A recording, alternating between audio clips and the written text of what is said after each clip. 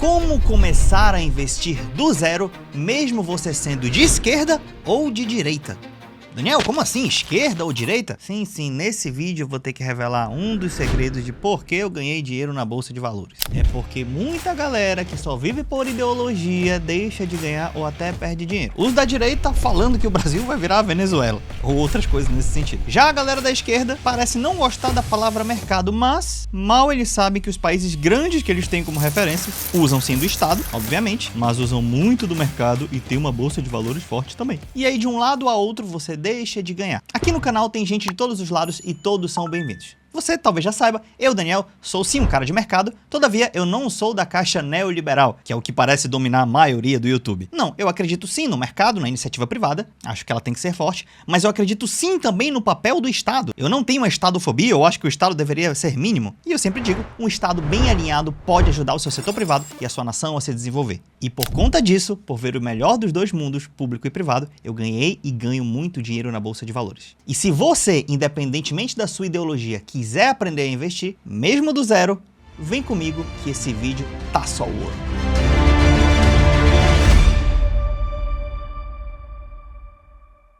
Eu vou dividir esse vídeo em 5 tópicos. O primeiro, problemas ideológicos da esquerda e da direita na parte de investimentos, tá? Não na parte da filosofia da coisa. Segundo, do porquê você deveria investir, independentemente da sua caixa ideológica. Terceiro, por onde começar a investir. Quarto tema, que tipo de investimentos existem. E quinto tema, qual seria o melhor investimento para cada perfil e uma carteira ideal. Então, sem mais enrolação, vamos ao primeiro tópico. Problemas ideológicos da esquerda e da direita. Começando com a galera da esquerda, que tem várias pessoas de esquerda aqui no canal. Muitos deles não investem por ter uma certa raivinha dessa história de mercado, capitalismo e etc, empresa privada. Todavia, querido, vem com calma, vem comigo. Você que não gosta do capitalismo, por exemplo, saiba de uma coisa, mercado, e você já sabe, você que é um cara de esquerda e mais estudado, tu mesmo faz a crítica lá dos neoliberais, que eles comparam isso errado, né? Pois é, tu sabe a diferença de mercado para capitalismo. Muitos deles confundem, eles acham que o capitalismo é inerente ao ser humano, mas na verdade o ato de negociar, ou seja, o mercado é natural do ser humano. Então isso que eu quero falar para você. O mercado é diferente do capitalismo, e o mercado ele existe muito antes do capitalismo. Então não é porque você vive num país capitalista e a bolsa é associada ao mercado que você tem que ter raiva. Mercado faz parte do ser humano e ninguém vai tirar. Então, querido, não associe mercado a livre mercado ou essa caixa que você não gosta. Associe mercado a negociar, investir, crescer, porque isso é natural do ser humano em qualquer tipo de sociedade. Até numa sociedade que fosse talvez 100% socialista, completa, que todas as empresas grandes fossem do Estado, talvez ainda rolasse uma forma da população poder investir diretamente nessas empresas. Porque existem muitas empresas no mundo, a da China, por exemplo, que tem muitas empresas estatais negociadas na bolsa. Aqui no Brasil tem muitas empresas estatais também. Só que, claro, existem muitas empresas privadas.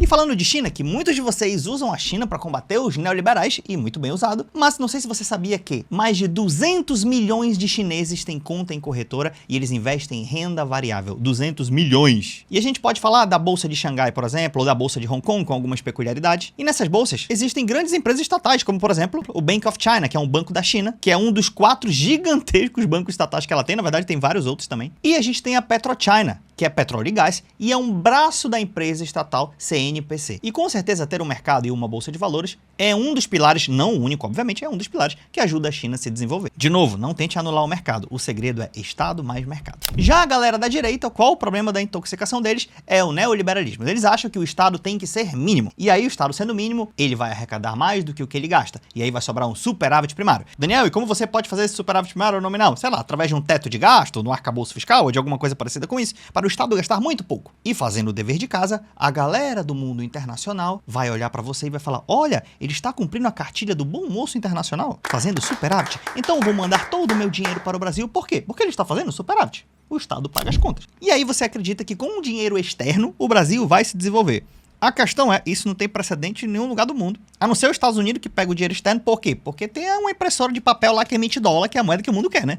Mas a regra do mundo é o país se desenvolver principalmente com a poupança interna, tá? Até porque se empresas externas vêm para cá, dificilmente eles mandam o que importa, que é a tecnologia. Normalmente ele vem e faz os empregos baratos aqui, mas a tecnologia sempre fica no país sede. Então se você tem um carro da BMW, qualquer coisa tem que mandar para a Alemanha. Dificilmente eles transferem a tecnologia para cá. Então a galera acredita nessa cartilha. Mas A China opera em déficit há muito tempo, os Estados Unidos operam em déficit há muito tempo. A China não tem um tripé macroeconômico nem um teto de gastos. E por acreditar nessa cartilha, e não tem problema você ser um neoliberal, mas o que isso acontece? Quando vem um governante que aparentemente é de esquerda, não importa se ele segue a cartilha do neoliberal ou não, mas, por exemplo, o Lula, que está no presente momento, começa a vir a teoria da conspiração de que o Brasil vai virar uma Venezuela. Aí você fala assim, cara, mas vai virar uma Venezuela sobre que aspecto econômico? É a Previdência? Vai ter a mesma renda dos venezuelanos? Aí o cara, não sei, é a renda per capita? É o quê? É o nível de endividamento? É o Banco Central? Porque eles não têm dólar, a gente tem 350 bi de dólar de reserva internacional, eles não têm. É o quê? Aí o cara fica, não, Venezuela, não sei o quê, o Xandão, não sei o quê, e aí ele fica com medo. Aí vai um cara de direita no podcast e fala,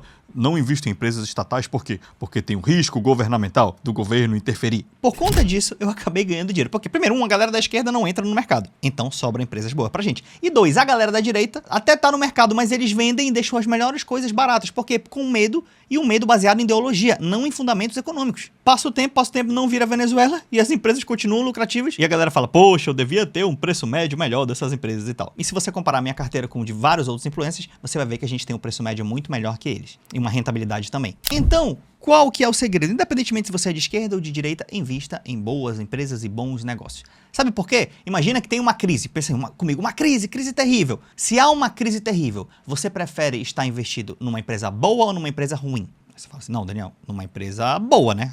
Beleza, então crise é melhor ter dinheiro numa empresa boa. É verdade. E se está tudo na bonança, você prefere ter dinheiro numa empresa boa ou numa empresa ruim? Não, Daniel, também numa empresa boa. Você fala, é verdade. Então, gente, tanto se tá o caos ou se tá um momento bom, é melhor ter dinheiro numa empresa boa, né? Sim. Então, por que não investir em empresas boas? Porque a galera fica, quando tá na bonança, a empresa tá cara. E quando tá o caos, que a empresa tá barata, você fala, vai virar Venezuela. Mas, meu irmão, se virar Venezuela, a empresa boa é a última a virar Venezuela. E não vai virar Venezuela, pelo amor de Deus, gente. É muita intoxicação no YouTube. Mas tá bom. Mas você já entendeu a parada, vamos para o outro tópico. O outro tópico é por que você deve investir e eu vou te dar alguns motivos. Primeiro, você vai ter proteção contra a desvalorização do seu dinheiro. Quem investe no Brasil, sim, sempre, a maioria das vezes, e a longo prazo sempre, a longo prazo é sempre, ganha da inflação. Então você vai estar protegido. O seu poder de compra não perde, querido. E muitos outros países já passaram por esse problema, até países grandes. As pessoas perdendo o poder de compra com o tempo. Por quê? Porque eles ficaram nessa cartilha de quê? Eu ganho dinheiro, o que sobra eu boto um pouquinho no banco, eu gasto um pouco mais, eu pago minhas contas do dia e não investiram. Uma hora vem minha baixa e pegou o cara. Pode pegar você também. Segundo motivo para você investir, multiplicação do patrimônio. Eu não sei se você sabe, mas a longo prazo a bolsa sempre vence. Sempre. Em todos os lugares do mundo. Ela sempre é positiva. E acima da inflação. Aí você fala, Daniel, por que isso?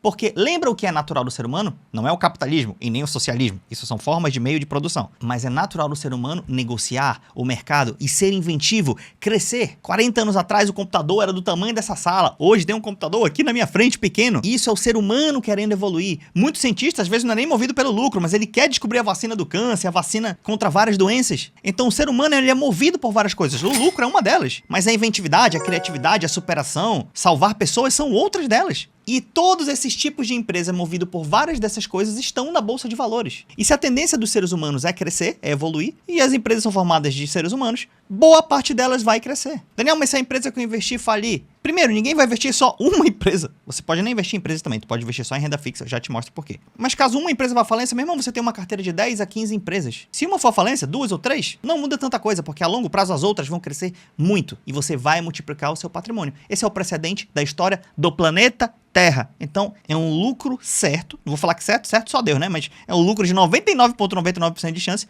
a longo prazo. Só que a galera não quer esperar. Então, primeiro, proteger da inflação. Segundo, multiplicação do patrimônio. E terceiro, capacidade de gerar renda passiva ou uma carteira previdenciária. Aqui no canal eu ensino isso. Se você depender do INSS, você pode correr o risco de ou ganhar pouco, ou o INSS sempre ter que estar fazendo reforma da Previdência, tirando cada vez mais dinheiro, porque a conta não fecha. Então você pode criar uma carteira de renda fixa, ou também de renda variável. Eu já te ensino o que é renda fixa e variável, tá? Que essa carteira te gera um dinheiro todos os meses. Você começa ganhando R$30 por mês, depois você tá ganhando R$100 por mês, depois você tá ganhando R$1.000 por mês, depois você tá ganhando R$5.000 por mês, de maneira segura. E muito maior do que o valor que você teria do INSS, muito maior. Além disso, de você ter esse pingadinho que vai cair na sua conta todo mês, você ainda vai ter um patrimônio lá, por exemplo, você tem 1 milhão lá de patrimônio e mais uma renda mensal de, sei lá, 15 mil por mês. Então os 15 mil por mês seriam incrível, só que você ainda tem 1 milhão de patrimônio se você quiser usar. Tudo isso se você investir. Beleza? Então vamos para o terceiro tópico, que é por onde investir. No Brasil, o sistema legalizado... Você quer saber o site, né?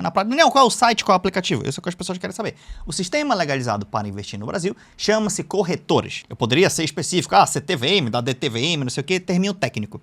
mas é basicamente corretora. Quando você ouvir falar corretora, não tenha medo. É só o termo técnico para saber que aquele instrumento ou aquela instituição te permite investir por conta própria, ou com a ajuda de assessores, se você quiser. O seu banco muitas vezes pode ter uma corretora, o Banco Inter, o Nubank, etc. Mas existem corretoras que são um pouco mais especializadas, vamos dizer assim. Clear, XP, BTG, Rico. Acho que são as 4 mais famosas, mas existem várias outras também, tá? E a corretora é basicamente um lugar onde você manda o seu Pix e é como se fosse um supermercado. Lá vai ter uma prateleira de produtos de renda fixa e produtos de renda variável. Você vai falar assim, ó, quero esse produto, quero esse produto, quero esse produto, quero esse produto. Você coloca no carrinho, compra, depois pronto, esses produtos são seus. E essa é a sua carteira de investimentos. Daniel, mas se a corretora falir, fica tranquilo, a corretora não fica com o seu dinheiro. O seu dinheiro fica hospedado na CBLC, na Bolsa de Valores, ou com o Tesouro Nacional, ou em vários outros lugares, mas não na corretora em si, tá? A corretora pode até falir. Se uma corretora falir, você vai para outra. É como seu celular. Imagina, se seu celular quebrar, você perde seu e-mail, perde seus dados? Não, você simplesmente compra outro celular, faz o download e todos os seus dados estão lá de novo. Quarto, Daniel, beleza, mas quais as opções de investimento? Porque eu vou ter lá minha conta na corretora, mas eu não sei o que investir. Basicamente, o mercado financeiro inteiro é dividido em 2 atividades. Ou você empresta dinheiro para alguém, ou você é sócio de alguém. É basicamente isso. Até no mercado tradicional é assim. Por exemplo, tem uma padaria ali no canto. Tu quer ganhar dinheiro com a padaria. Então, o dono da padaria, tu pode emprestar o dinheiro para ele e ele vai te pagar com juros. Você está fazendo um empréstimo. Ou você pode dar esse mesmo dinheiro para ele, em vez de emprestar, você se torna sócio da padaria.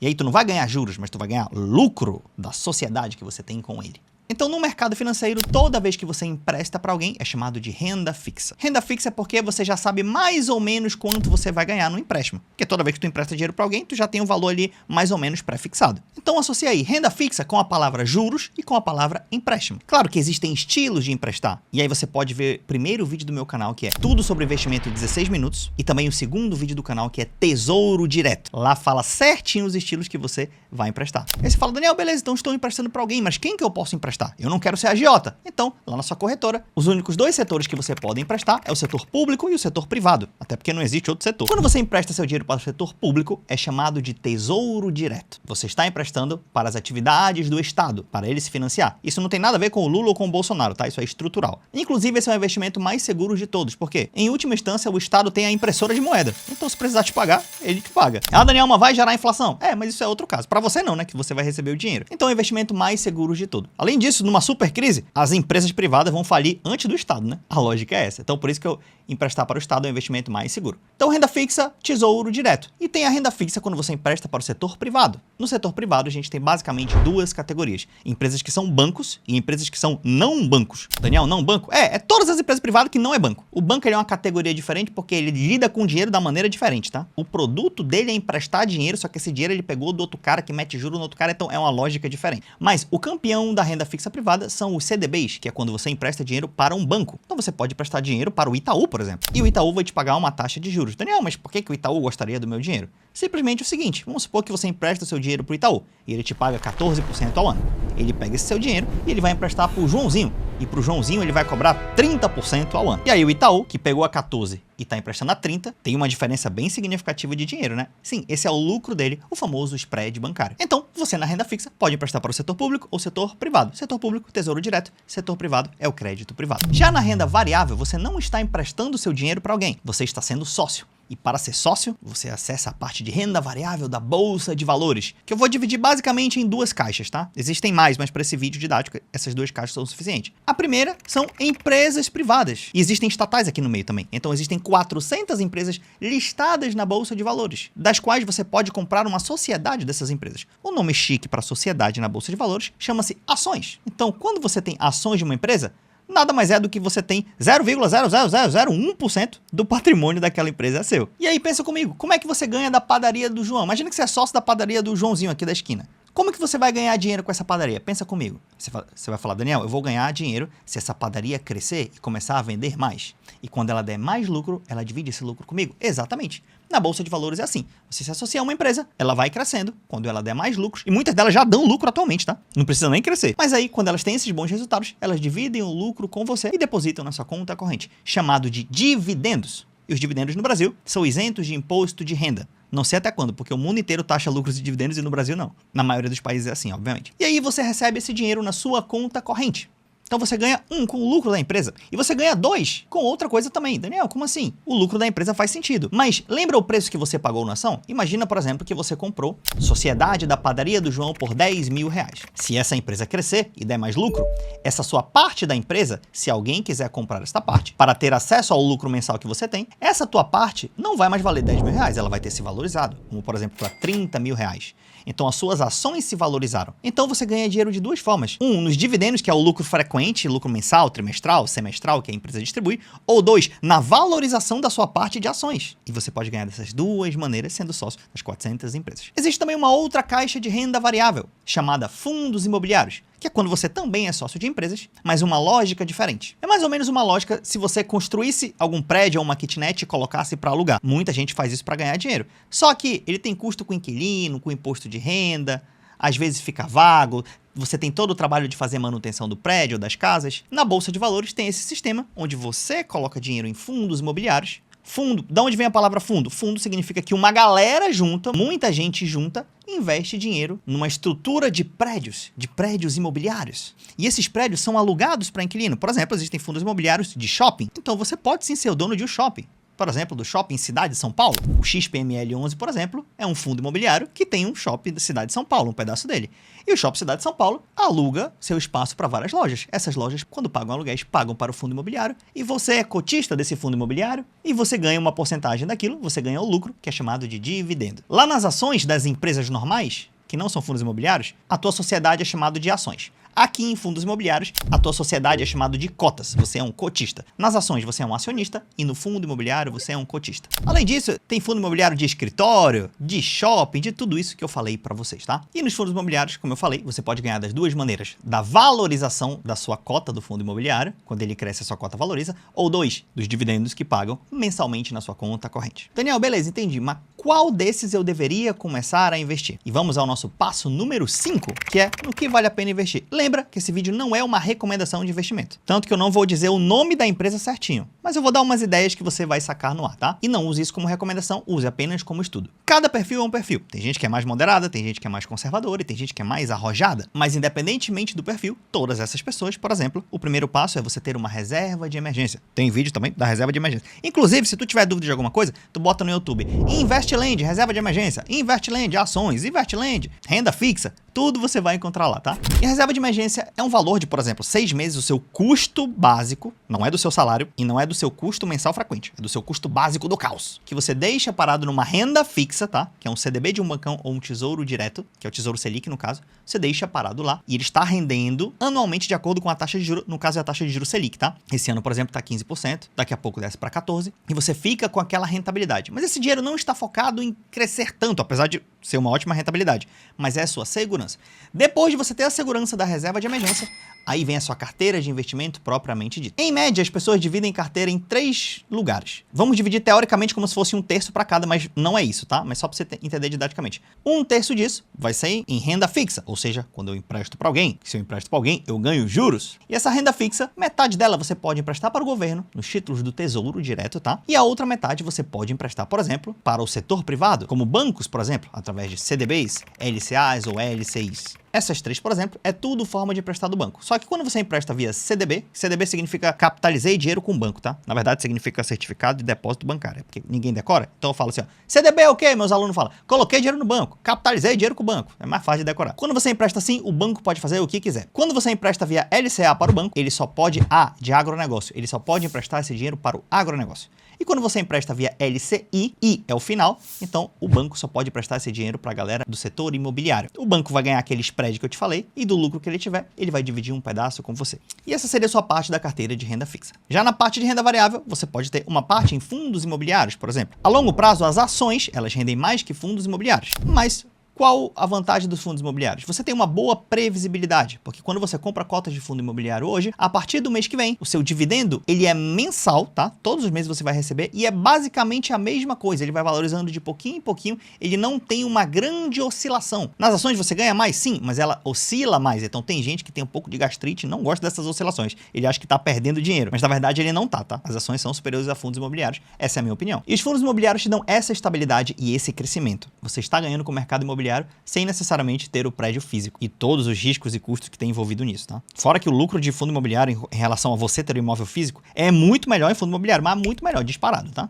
Então uma parte poderia ser fundos imobiliários. Vale um adendo que os fundos imobiliários, eu dou preferência, tá? E você poderia fazer o mesmo para fundos imobiliários de tijolo, porque são imóveis físicos que estão lá e eles vão valorizando com a inflação também, porque os contratos de aluguéis são reajustados com a inflação, via IPCA, via IGPM. Então o valor do prédio e o valor dos aluguéis que os inquilinos vão pagar vão aumentando também. Então você não perde seu capital. Esse é o fundo imobiliário de tijolo. E na parte de fundo imobiliário de papel, existem dois tipos. Existem os fundos imobiliários high yield, que são os que pagam mais dividendo mensal, mas eles têm mais risco. Pode até pagar, por exemplo, 15%, 20% ou muitos por cento de lucratividade mensal isento de imposto, tá? Que a Selic paga 14, 15, mas tu paga imposto de renda. No fundo imobiliário, não. Então tem sim os high yield, pagam mais. E tem também os high grade, que eles pagam bem também, te dão uma boa rentabilidade, só que inferior aos high yield. Todavia, os high grade, eles têm muito mais segurança, porque quando a gente fala de papel, não estamos falando diretamente de um imóvel físico, mas de uma dívida, de um contrato de negociação que em algum canto da cadeia tem a ver com imóveis. Então, teoricamente, é um pouco mais arriscado